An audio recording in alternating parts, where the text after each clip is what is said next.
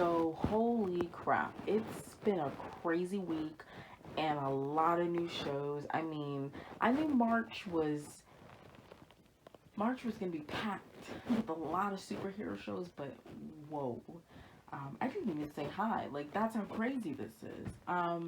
So I'm behind on my reviews. Like I recorded my thoughts on Zack Snyder's Justice League, and I have yet to edit it and release it, and I need to do that, and I will at some point, like this weekend most likely, because this is gonna be unedited. I just so I can get these reviews out because I have to do three. Today I watched Falcon and Winter Soldier and Invincible, which I thought was coming out tomorrow, but Invincible, I guess, came out a day early. Um, so, man. So I'm not gonna do a double feature because that's gonna be long and I don't want to deal with that. So on this video, we're gonna focus specifically on Invincible. So Invincible is a Amazon original series, available through Amazon Prime, and it released its first three episodes, I think today. Um, and I was, I was really pumped for this because when I was younger, I first got in. So let me rewind. Invincible, the series, is named from and gets its source material from a comic book series of the same name. And when I was younger, I used to read this series heavy. Like I would say when I was like 13, 14. And mind you, I should not have been reading this when I was 13, 14. Like, I should not have been reading this series because it is wildly gory. And they definitely maintain the goriness in this series. And it is, it's not wildly sexual, but it was sexual.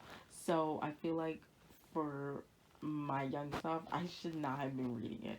But I was really intrigued by it. And I read it, and every time I went into the library and I saw there was a new one, picked it out, and I read it. And that's kind of how it went for a couple years. And then eventually I sort of just fell off from it and I left it. And I haven't read one in years. And then I see the news that they're coming out with a series, and I'm like, holy crap, this is great. Um, and wow, guys, this is a really great start to the series. The gore is everything. I'm telling you right now, if you're not a fan of like blood and gore and guts, you might want to stay away from the show. You might want to stay away because they do not shy away. Because to me, that's what the comic book series was known for, was its goriness, and they really deliver. So if you're not a fan of that, I would suggest you just stay away. Just maybe don't do it. Don't do it because it gets really gory. Aside from the goriness, because that's all I keep talking about. Jeez. So the animation is beautiful. The artwork is beautiful. It's like it was ripped right out of a panel. They look great. So I think now we're gonna get into spoilers a little bit. I'm gonna just go over briefly each episode because it's fresh in my mind. Like I just finished watching it no less than an hour or so ago, or like 40 minutes ago. So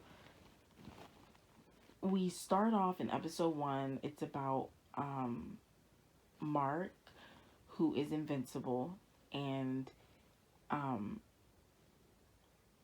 he is getting his powers for the first time. He's sort of a late bloomer, as we find out from his father, Omni-Man, who is basically this version's Superman, to help put things in perspective, right? And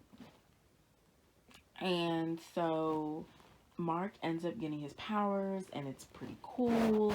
And his dad is like a little apprehensive. He's like, I don't know about this.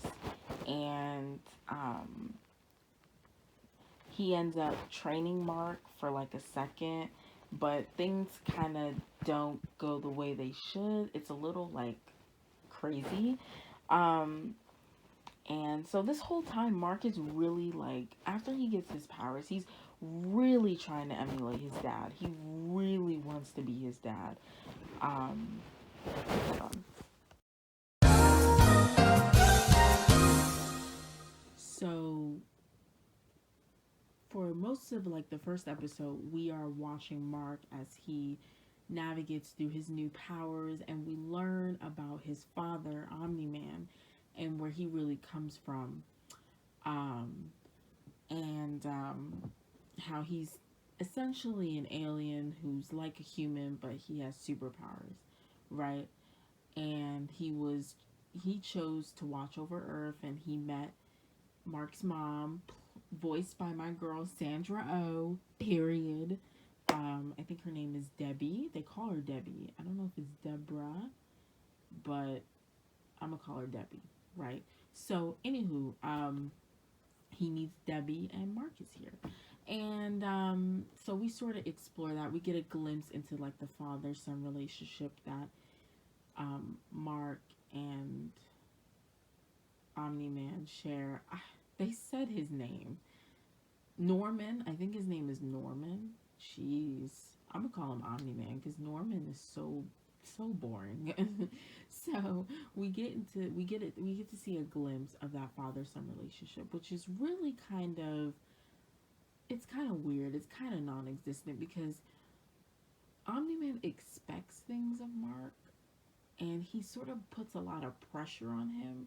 And as a result, Mark feels like he always has to be his dad. He feels like he always has to stand up to his not stand up to his father, but you know, be in his father's shoes. Like he feels like he always needs to impress his father, um, and it really kind of ends up biting him in the butt a little bit because he can't form any type of individuality if he's always stuck on his father and trying to live up to him, you know. Um, so I'm hoping that they'll dive into that a little more as the series goes on, and I'm sure they will. Um, and we meet at the beginning of the episode. We meet the Guardian of Heroes, and again, for some context for people who aren't familiar with Invincible, the Guardian of Heroes is essentially that world's Justice League, complete with people like um, War Woman. What is his name? Darkwing, who is like the Batman, right? War Woman is like the Superman, not the Superman, the Wonder Woman, and so forth and so forth.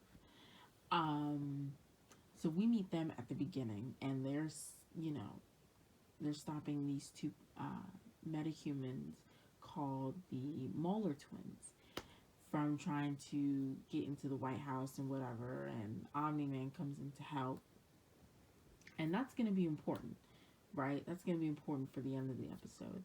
We also get an introduction to Amber. And I was surprised they made her black for this series. And I was like, oh, okay. I'm kind of here for it. For people who don't know, again, this is spoilers. So in the comics, Amber, she was white, firstly. And secondly, she was Mark's first girlfriend.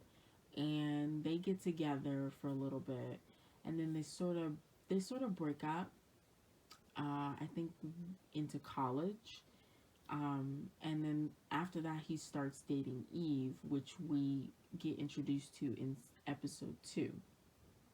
Um, so they break up, and afterwards, she gets into an abusive relationship with this guy named Gary. I'll never forget it. That was one of the things that stuck out to me because in the comics, her face was so swollen. Her eye was swollen, and her face looked like it was beaten. Like it was, yeah. That image was one that stuck in my head. So I don't know if they're gonna go down that route for Amber. I don't know if she's going to fall victim to that. We'll see. But anywho, so that's his first girlfriend, and we get an introduction to her in the first episode, and she actually defends Mark against the bully or whatever. And I think that's it for. Oh no, it's not. So at the end of episode 1, we get a reveal, and the Guardians of the Heroes all get an emergency beacon. So they show up at the headquarters, and they're like, "Who called this here?" And then Omni Man shows up, and he fucking murders them all. And this is the part I'm talking about with the gore. This is when you get to see the gore that is very, very reminiscent to the comics. He murders them all. He murders every single one of the Guardian heroes. And I believe there were 7 of them. He murders them all, and he passes out. And then we get to the next episode, and he wakes up, and he's like, Omni Man wakes up, he's like in the infirmary. Debbie comes in, Mark comes in, they're like, oh my god, oh my god. Unbeknownst to them, he has murdered all of these heroes. And honestly, I don't know if it's even known to Omni Man. I think it is, though. I think it is, because Omni Man is giving me sociopathic tease. Like, he's giving me sociopathic vibes.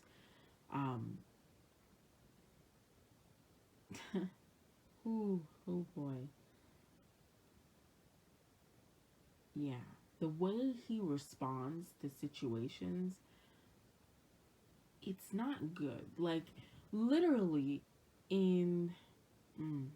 So, I'm jumping around a little bit, but literally, in episode 3.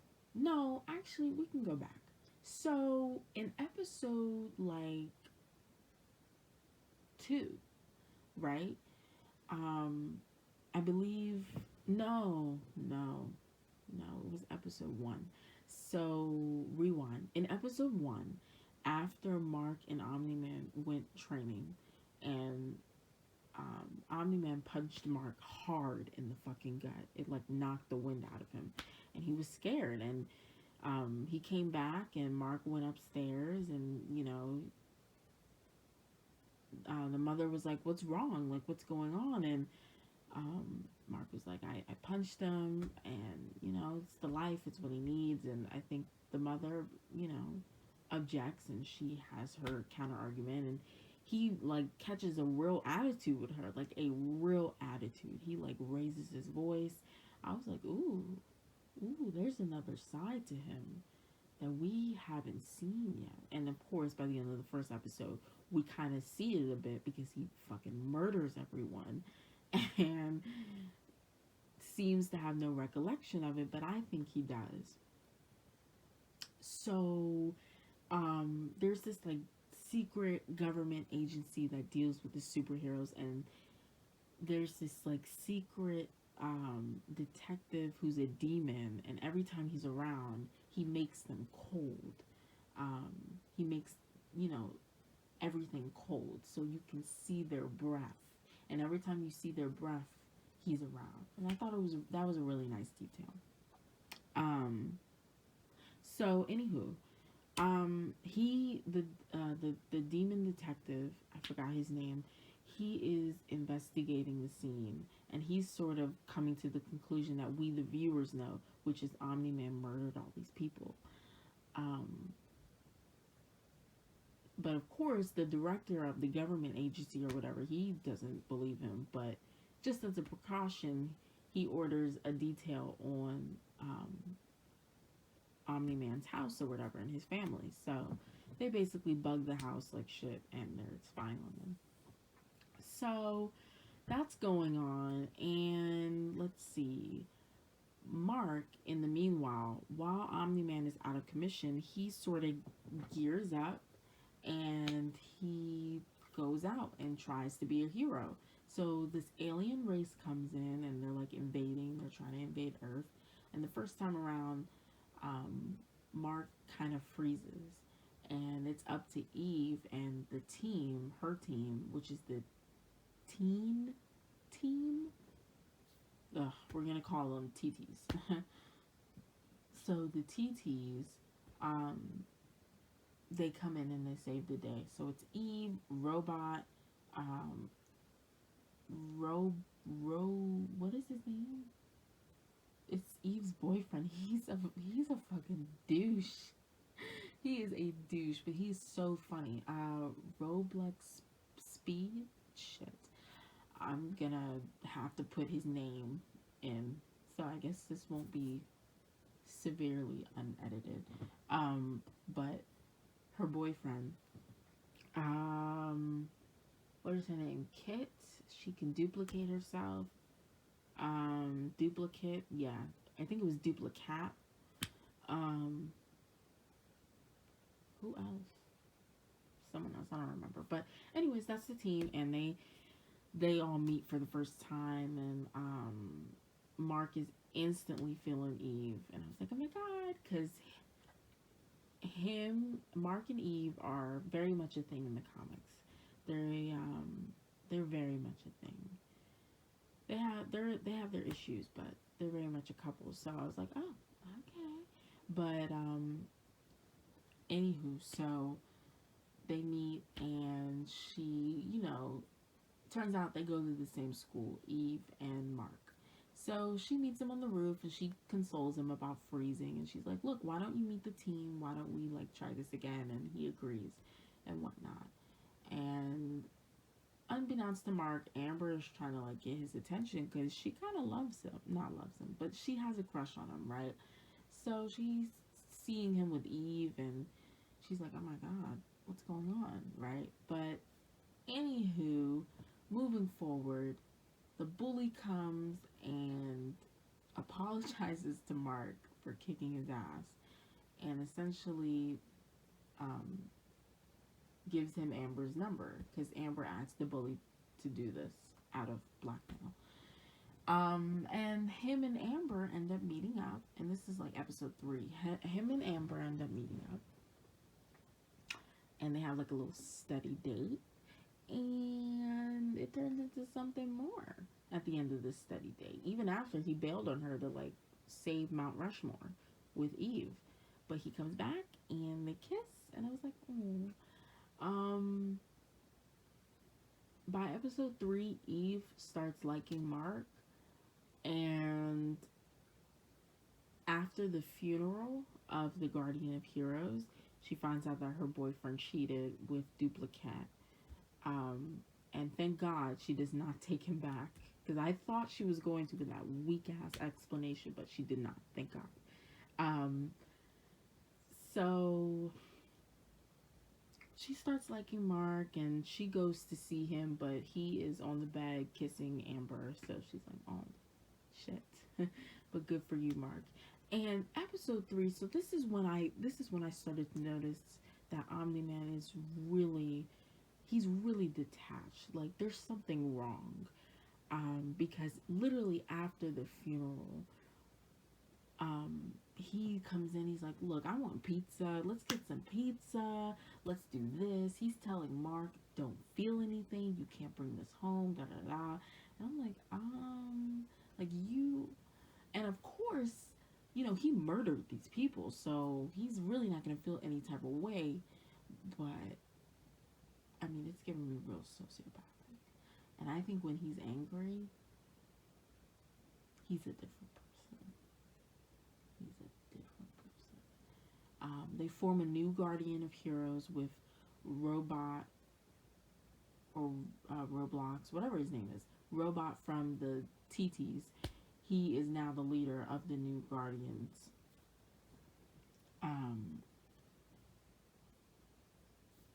Guardians of the World or whatever. He is now the leader of that. So that was interesting.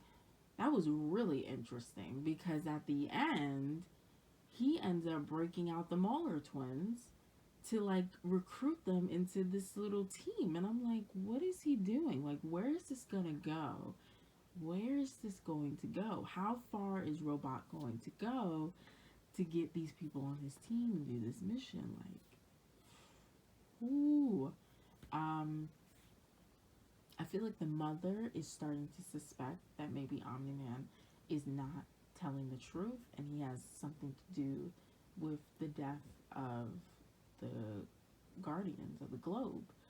Um, because the demon detective visits her and tells her some things, and she's like freaked out, and it's crazy. It's crazy. It's a lot. It's a lot. And it's good. So I would recommend you guys start this series. Start it. It's really good. It's really good. There's not much I can really say. Like, I'm digging everything so far. Um, Trying to see where this is going to go. Like, and we still don't know why Omni Man murdered the Guardians of the Globe. Like, we still don't know why after episode 3. So, who knows? Who knows? Right?